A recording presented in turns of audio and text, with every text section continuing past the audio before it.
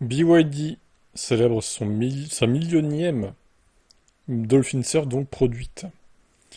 Elle est produite à Xi'an en Chine. Elle a atteint 1 million d'unités en 27 mois, devenant le modèle le plus vendu de son segment A00. Proposée en France dès 20 000 euros, elle offre un équipement riche incluant V2A, régulateur de vitesse intelligent et écran rotatif. On découvrira la gamme après, enfin on fera un petit rappel. Depuis son lancement, la Dolphin Surf a établi des références et battu des records en arrivant en tête des ventes mensuelles de sa catégorie à plus de 20 reprises en un peu plus de 2 ans.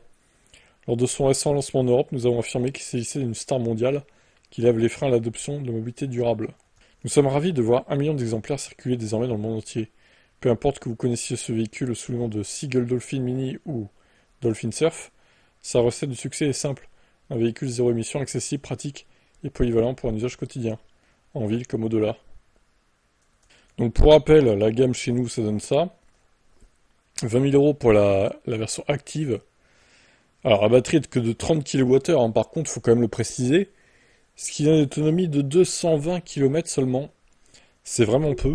Équivalent à l'autonomie de la Honda E à l'époque et surtout moins puissante qu'une Honda E. Donc au final, alors certes elle est moins chère, mais je trouve qu'elle est pas hyper bien placée non plus quoi. Ensuite elle a Dolphin Boost. Alors Boost, pourquoi Boost? Parce qu'il y a une plus grosse batterie, donc Boost d'autonomie. 4000 euros plus cher. Et la Confort, c'est une plus grosse batterie et 156 chevaux. Moi, j'aurais inversé les deux appellations. J'aurais plutôt appelé la Confort. La Confort, je l'aurais mise à 24 000 euros, donc avec la batterie 43 kWh, donc confort d'autonomie en gros.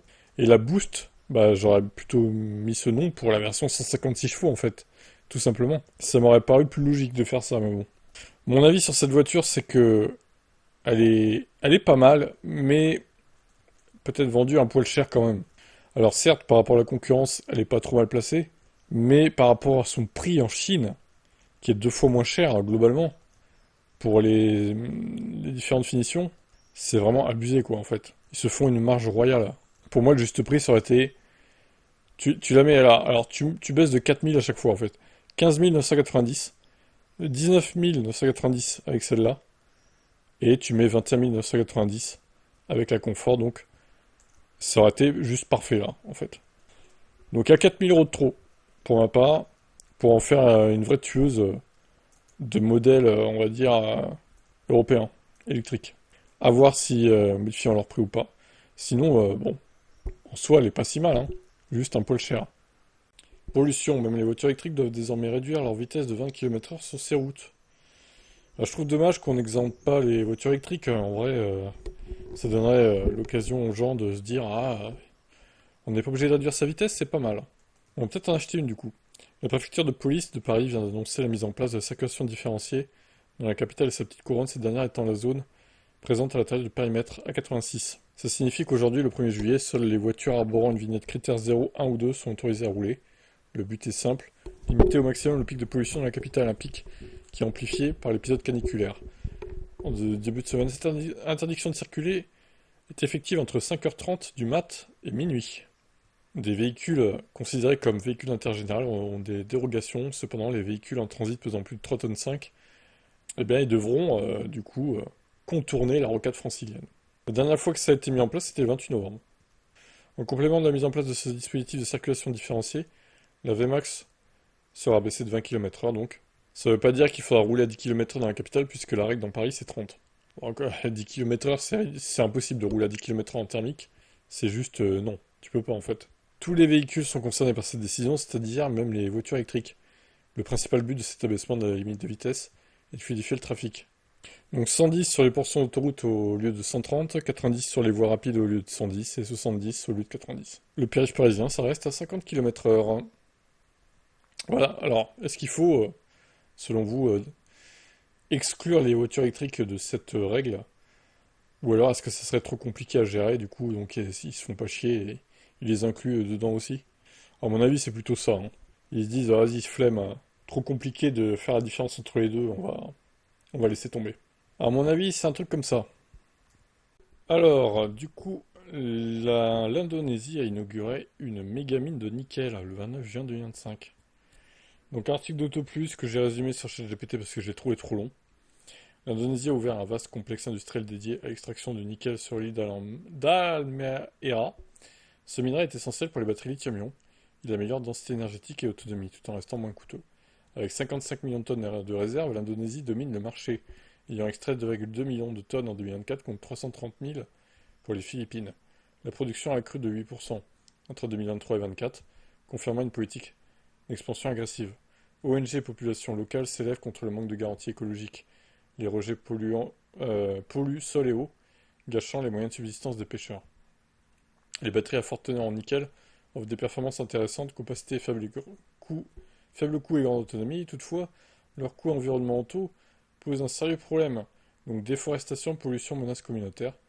Ce phénomène n'est pas limité à l'Indonésie, il y a aussi en Nouvelle-Calédonie. Conclusion, l'Indonésie renforce son rôle clé dans la chaîne des batteries EV en investissant massivement dans l'exploitation du nickel, mais les bénéfices écologiques et sociaux sont contestés. Pollution, risque pour la santé et l'écosystème, tension avec les populations locales. Et l'article nous amène à réfléchir à quel prix produisons-nous aujourd'hui les batteries vertes de demain. C'est sûr, après, je suis pour le LFP, moi, j'ai toujours dit, lithium fer phosphate, t'as pas de nickel dedans, justement.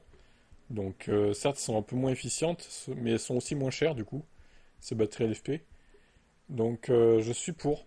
Je suis pour qu'on arrête aussi le nickel manganèse cobalt, du coup. Je vois beaucoup plus d'avantages au LFP qu'au NMC. Clairement, maintenant, faut que la donne change, hein.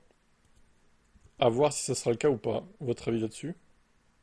Alors, peut-on perdre de l'autonomie à cause de la chaleur?